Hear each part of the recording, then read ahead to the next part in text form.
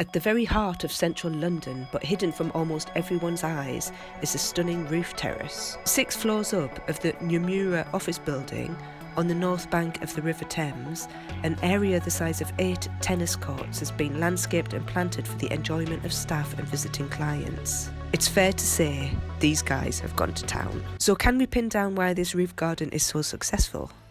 I think so. And can you at home apply these same principles to your own rooftop garden project to ensure success?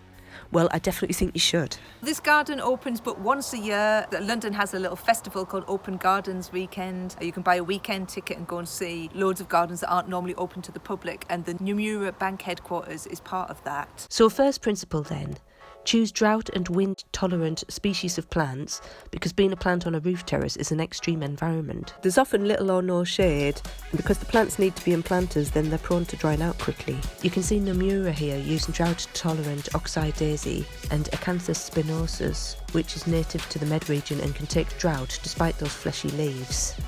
The second principle is an extension of the first. Small leaves are much less prone to wind damage than large ones, so they cope better on roof terraces and balconies.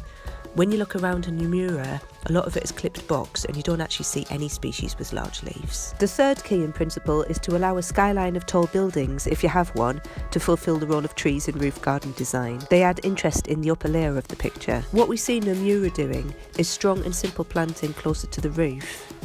With the exception of a couple of fruit trees in pots, which I suspect are patio dwarf varieties, there are no trees, just incredible panoramic views of London and its skyline.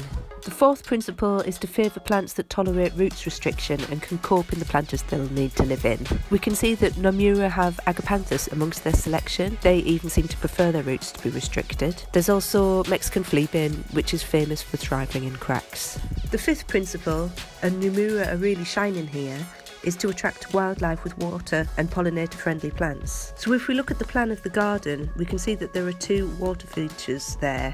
They are rills, really lovely rills. Also a habitat bed for wild habitat flowers, which is deliberately chaotic and in contrast to the straight edge aesthetic seen across the majority of the space. It includes Nepeta, catmint, Rudbeckia, black-eyed Susans, digitalis, foxgloves, echinacea, cistus, rock rose, Verbena bonariensis, sedum and hellebores. Additionally, on the 11th floor of the building is a green roof which started as a sedum roof, but has since been colonised by wildflowers blowing in or being brought in by insect life. It's become the only site in the UK to host a colony of small flowered tongued orchid. They are carrying out really detailed wildlife surveys, such as most visited flowers by pollinator type. They have 2 beehives up there too.